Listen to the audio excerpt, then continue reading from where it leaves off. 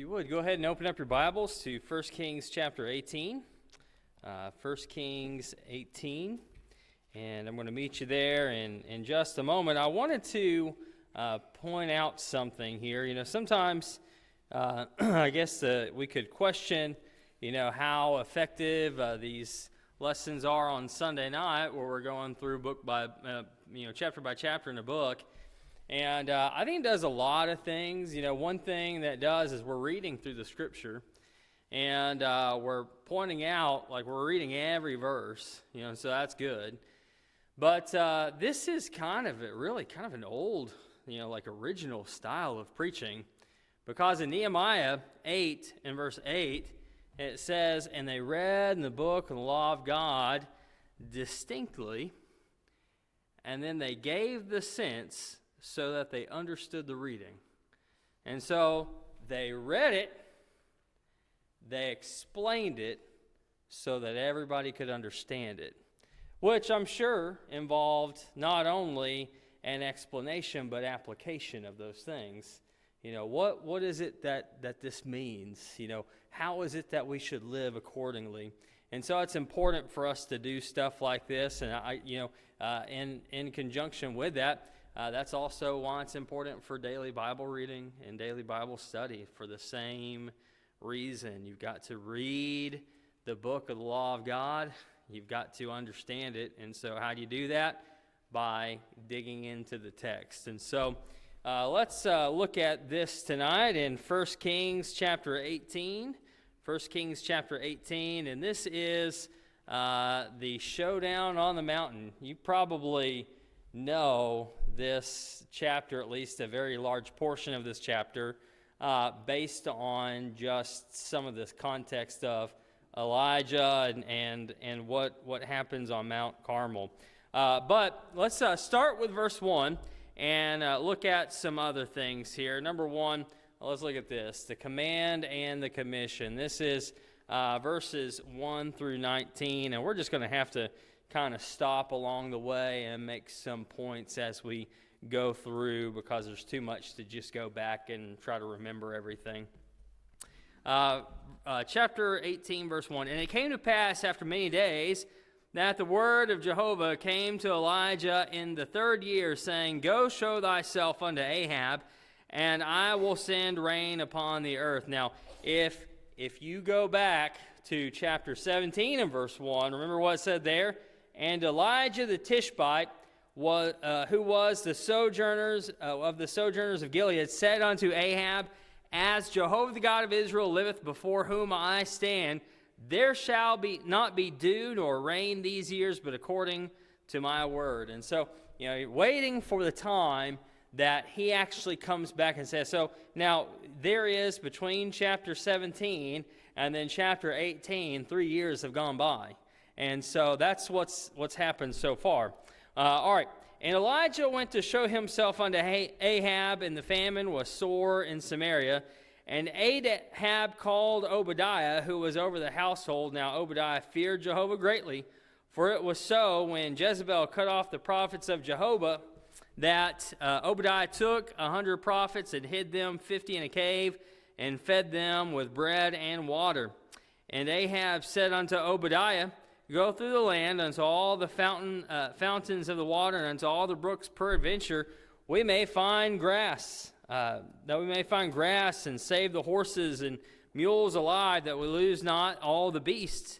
So they divided the land between them to pass through it. Ahab went one way by himself, and Obadiah went another way by himself. And as Obadiah was in the way, behold, Elijah met him, and he knew him, and fell on his face, and said, Is it thou, my lord Elijah?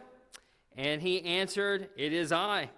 Go tell thy Lord, behold, Elijah is here. And he said, Wherein have I sinned, that thou wouldest deliver thy servant into the hand of Ahab to slay me? So that's kind of a curious question, right? When you think about this. They've just met. He's on a mission for Ahab. And then he is told, hey, you know what? You need to go back and tell your Lord. And he goes, why have you done this? Why have you told me to do this, that I'm going to go back? He's going to kill me. So continuing on. As Jehovah Thy God liveth, there is no nation or kingdom whither my Lord hath not sent to seek thee. And when they said, He is not here, he took an oath of the kingdom and nation, and they found thee not.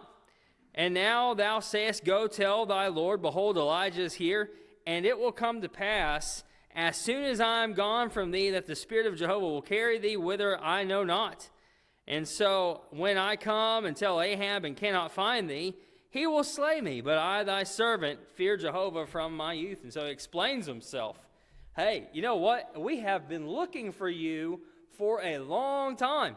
We have gone far and wide, and every time we go, we can't find you. We make the people swear on an oath. We search anyway, and no, we can't find you anywhere. We haven't been able to find you. Now that you have come before me, and you've told me, and then I go back and I tell the king, and then we come back, you won't be here.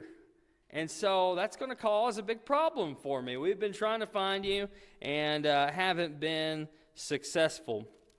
All right, verse 13. Was it not told my Lord what I did when Jezebel slew the prophets of Jehovah?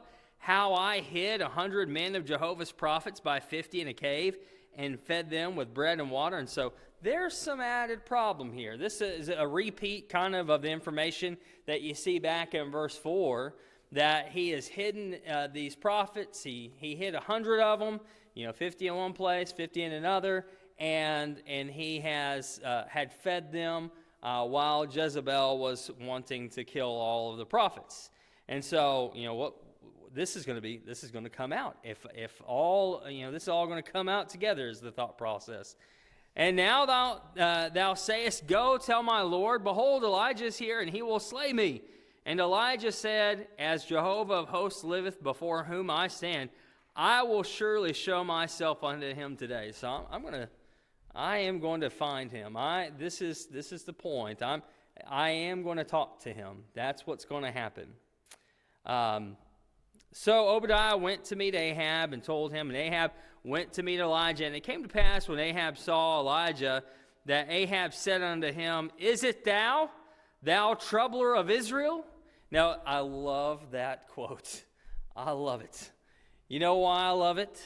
Because why is he the troubler of Israel? Why is he that? Now, you could go and say, well, this is what he's done, right? Look at what he did. He's prophesied, and he said what? There's going to be a famine. Now, there's been a famine for 3 years. And so he is acting as if, well, this is your fault. Now, where did the message come from? Was it Elijah? The message came from God. It was from Jehovah. And so he is shooting the messenger, if you will. And so he says, Thou troubler of Israel. That I'm going to have to say it. How many times have congregations got mad at elders and preachers for upholding the word of God? And they go, oh, you're just causing trouble. You're just causing trouble. No. When you are doing what is right, when you are following God, you're not causing trouble. You're just telling the truth, and maybe people just don't want to hear it.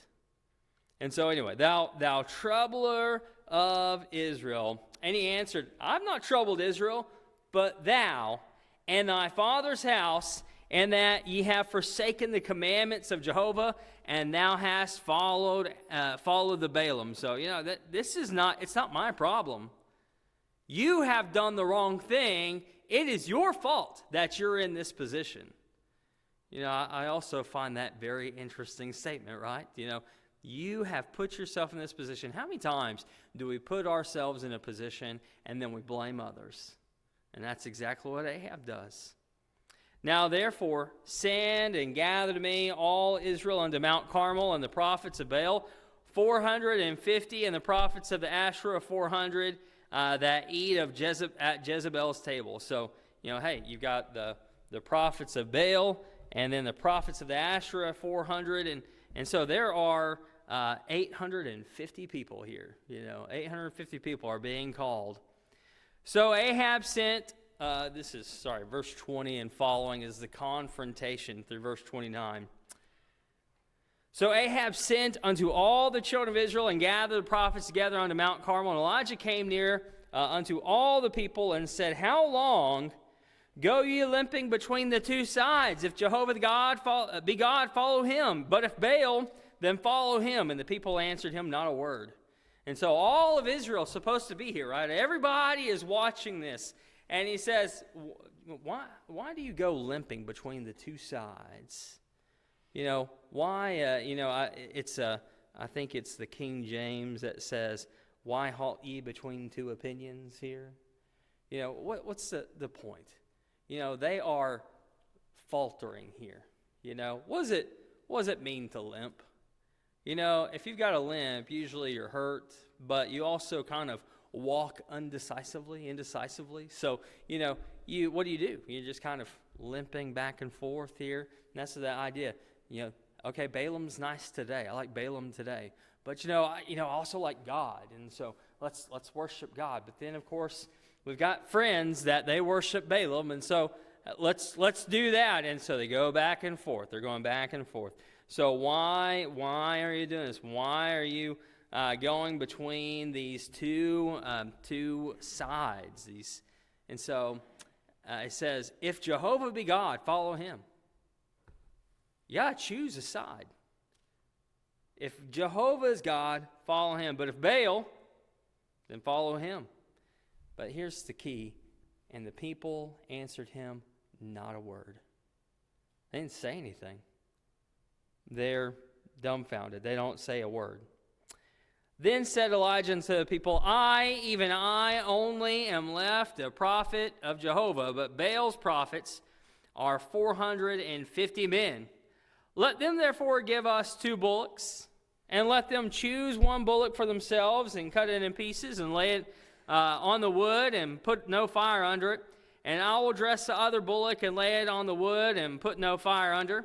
And call ye on the name of your God, and I will call on the name of Jehovah, and the God that answereth by fire, let him be God. And all the people answered and said, it is well spoken. And Elijah said unto the prophet of Baal, choose you 1 bullock for yourselves, and dress it first, for ye are many, and call on the name of your God, but put no fire under. And they took the bullock which was given them, and they dressed it, and called on the name of Baal from morning even until noon, saying, O Baal, hear us. But there was no voice, nor any that answered, and they leaped about the altar which was made. All right, now hold on just a second. Look at verse 27 with me. They're going out, they're calling out to Baal, they're doing all this stuff, and now you're pretty familiar with what's about to happen, but we're going to explain it a little bit more. Verse 27, it came to pass at noon that Elijah mocked them. He's making fun of them and said, cry aloud, for he is a god. Either he is musing, or he is gone aside, or he is on a journey, or peradventure he sleepeth and must be awaked. Okay, so I got to explain all the things here because I want you to really understand what this passage is saying. I thought about just kind of skipping over it and go, hey, but I want you to show, I want to show you the extent to which Elijah is really putting it on them. So he says, all right, either he is musing, that is the thought of that he is having a theological thought. So he's thinking about godly things, if you will. He's trying to figure out what he's going to do next. He's musing. Now, musing is something that people do and not God's. All right, so, he is musing. All right, furthermore, it says, or he is gone aside. Some of your translations have a couple of different things here. It says he's gone aside, or he is on a journey. I want to mention these 2 things together because, he's on a journey. But this phrase, he has gone aside, is probably something different than what you have here in the Scriptures. And so what does this mean, gone aside? There are actually 3 popular thoughts for this word in the context. One is he's on a journey, but it can't be that one because it would be the other word here for journeying is traveling. And so it can't be that one, because quite frankly, it'd be like he's journeying and then he's journeying. That wouldn't make any sense. So you got to throw that one out. He's gone aside is a popular one because the word here means to back up. But then also, the third option here, and the most likely, is, quite frankly, he's going to the bathroom. And so he is making fun of their God and saying, hey, maybe you can't get in touch with him because he's relieving himself. Or maybe it is that he is on a journey. He's far off. He can't hear you.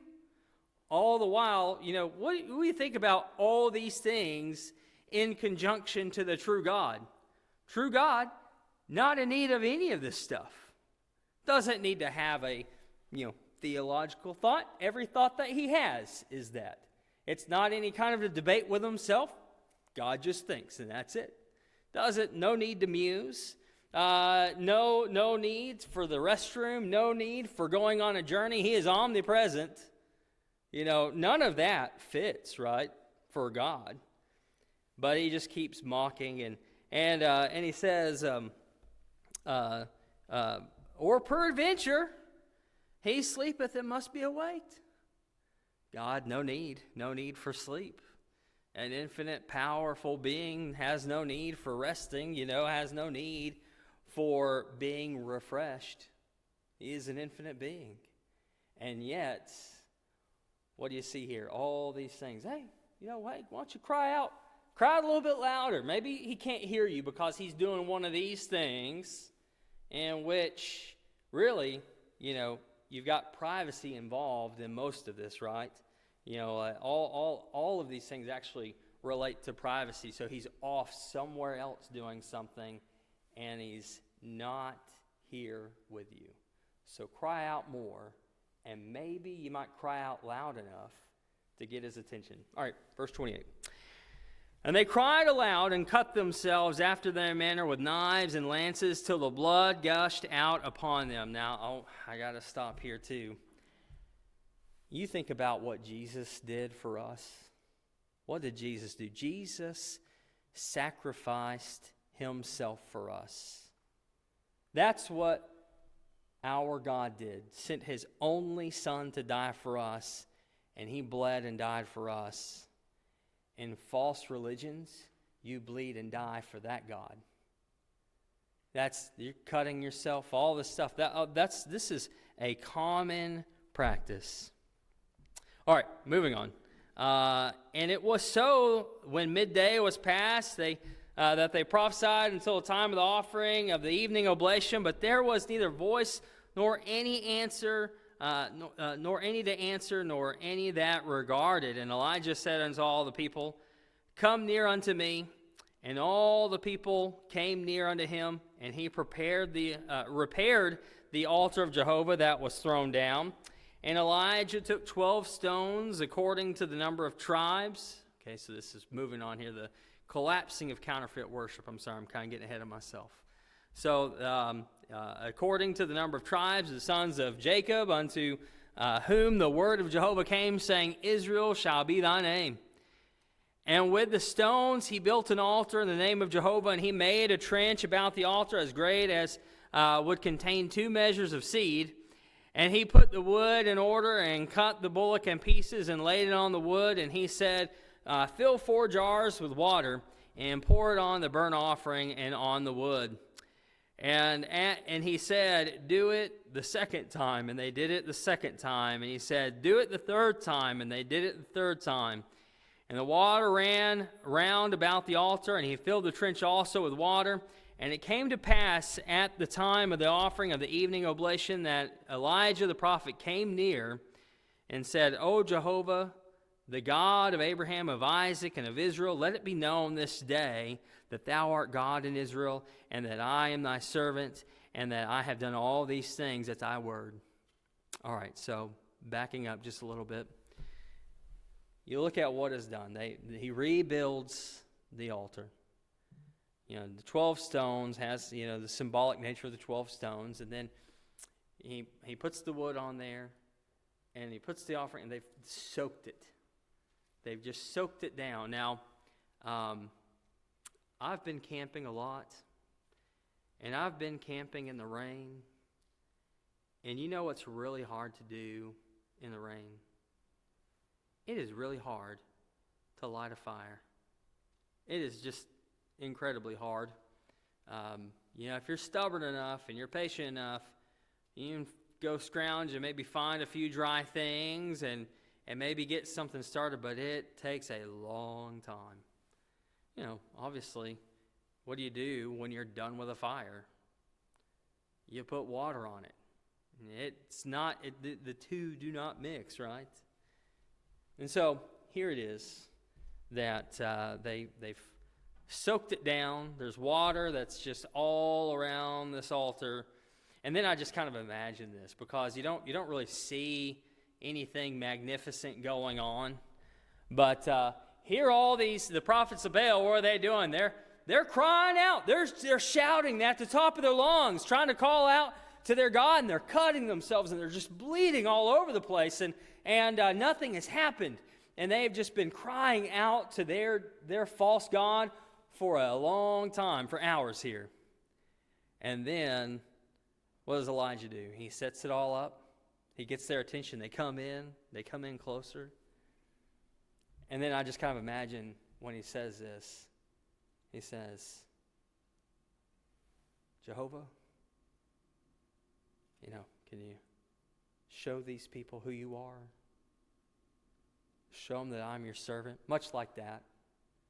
Nothing grand, nothing crazy like people would be expecting. Nothing even near what these people have been doing. He doesn't cry out, and I've seen renditions of this where Elijah gets up and he's standing in front of this altar and he just yells out. You don't see any of that. You see that with the prophets of Baal, but you don't see that with him. And he says, look, I show these people that you are the God, and show them that I am your servant. Verse 37. Hear me, O Jehovah, hear me, that this people may know that thou, Jehovah, art God, and that thou hast turned their heart back again. Then the fire of Jehovah fell and consumed the burnt offering and the wood and the stones and the dust, and licked up the water that was in the trench. And when all the people saw it, remember there's more than just the prophets here. All of Israel has come out to see this. And when all the people saw it, they fell on their faces, and they said, Jehovah, He is God. Jehovah, He is God. And so, all these people are out there to see what happens. And it's just an amazing thought. I've thought about this so many times. Like if I could, I know this is never going to happen, but if they were to ever make a time machine, man, I would want to go back to several times in the Bible that certain things happen, this being one of them. Man, I'd like to see that. But these people, they immediately can tell the difference between false religion and true religion. False worship and true worship. All right. Let's look at the next part here. Verses 39 and 40. And when all the people saw it, they fell on their faces. They fell on their faces and said, Jehovah, He is God, He is God. And Elijah said unto them, take the prophets of Baal, let not one of them escape. And they took them, and Elijah brought them down to the brook Kishon and slew them there. And so there is a cleansing here. They decide to obey God. Well, hey, you're going to obey God. First thing, we're going to take all these prophets of Baal and we're going to kill them. No more. Which this kind of reminds me of Samuel a little bit. What Samuel will do. He comes and he sees that Agag has been left alive, and what does he do? A lot of times we don't think about the prophets having to get their hands dirty in service to God. And yet, what does Samuel do to Agag? He kills him himself. It says that he hacked him in pieces. And so you have this cleansing. You got to get rid of all this bad stuff here. All right. And then let's look at the completed promise here. This is 41 through the end. And Elijah said unto Ahab, Get thee up, eat and drink, for there is the sound of abundance of rain. So Ahab went up to eat and to drink, and Elijah went up to the top of Carmel. And he bowed himself down upon the earth and put his face between his knees. And he said to his servant, Go up now, look toward the sea. And he went up and looked and said, There is nothing. And he said, Go again 7 times.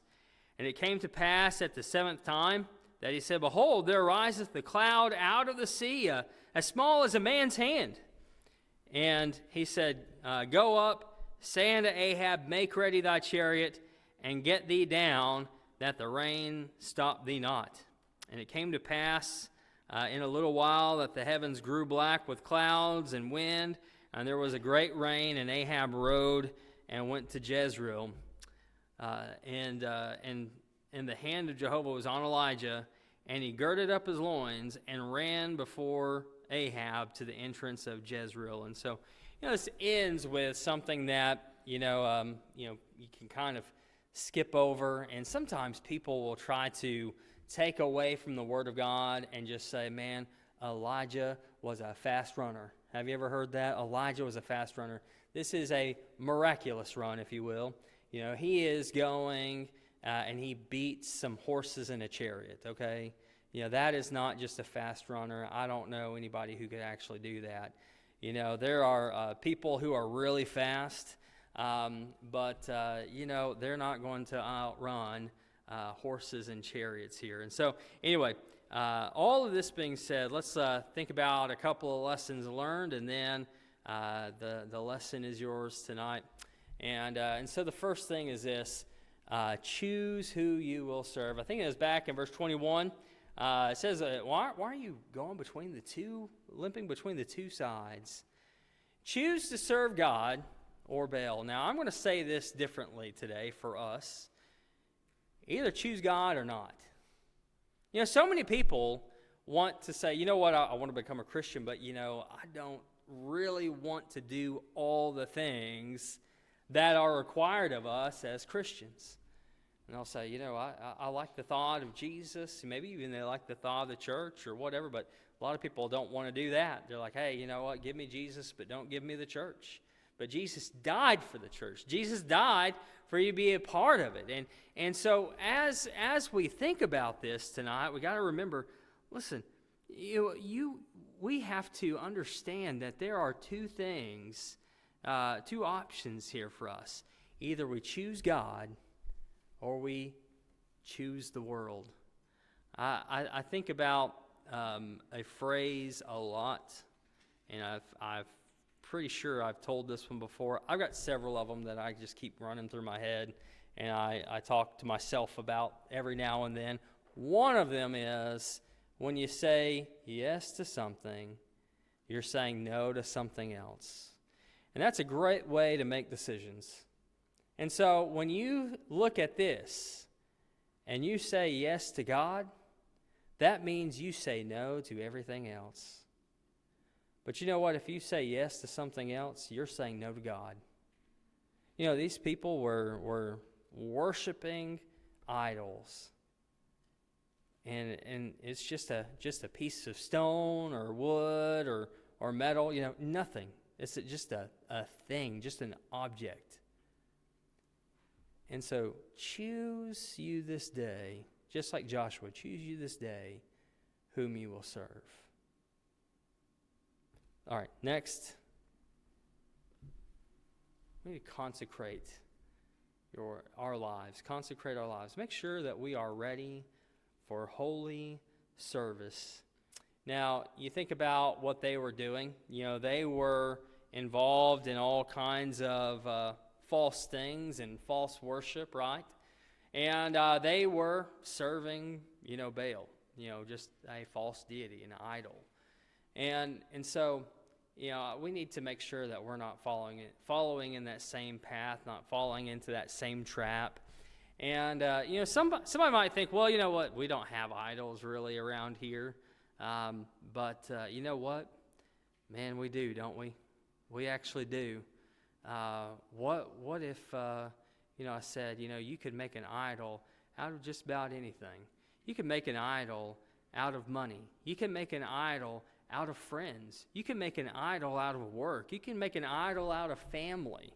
You can make an idol out of entertainment choices and sports, things like that. You can make an idol out of fashion. You can make an idol just about out of anything. That's what you do when you replace God and put something more important in his place, at least more important to you. And so, that being the case, many people are involved in idolatry even today and don't even realize it. And so, again, we need to choose to serve God and put away all of these false gods that could be in our lives. And so, if there is anybody here this evening, and I look out here and I'm seeing a lot of Christians here, if you have not yet put on Christ in baptism, we'd love to help you out with that. But as a Christian, if you've not been faithful, we want you to make things right tonight. And you have that opportunity right now, and you just need to take hold of it. If you have not been faithful, make things right tonight. Please come as we stand and as we sing.